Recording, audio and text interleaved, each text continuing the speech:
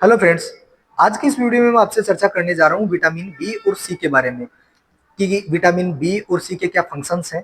साथ ही vitamin B और सी की डेफिशिएंसी में बॉडी कौन से सिम्टम प्रोड्यूस करने लगती है। साथ ही मैं बात करूंगा उन सोर्सेज के बारे में जहाँ से कि हम विटामिन बी और सी गेन कर सकते हैं। चलिए बात करते हैं वन बाय वन करके।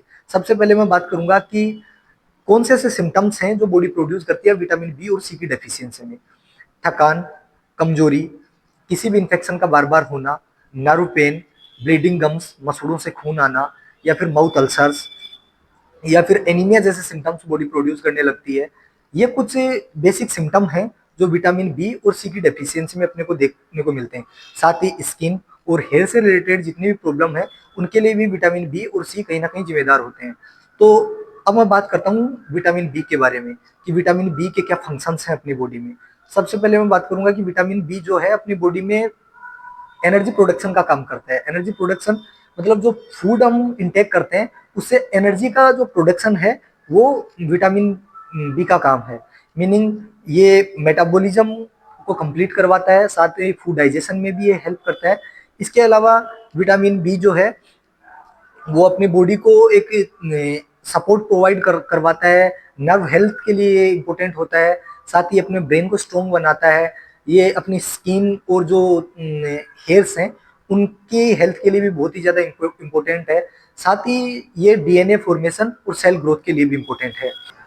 तो चलिए मैं बात करता हूँ आपसे विटामिन बी के सोर्सेज के बारे में कि कहाँ से हम विटामिन बी गेन कर सकते हैं।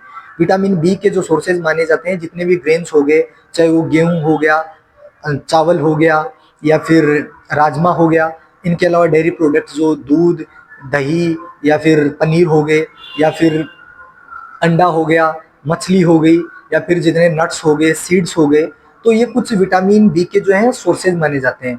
अब मैं बात करता हूँ आपसे विटामिन सी के बारे में कि विटामिन सी अपनी बॉडी में क्या फंक्शंस करता है। तो विटामिन सी एक स्ट्रॉन्ग ऑक्सीडेंट है अपनी बॉडी में, जो अपनी बॉडी की इम्यूनिटी को बूस्ट करता है। साथ ही ये वुंड हीलिंग में हेल्प करता है।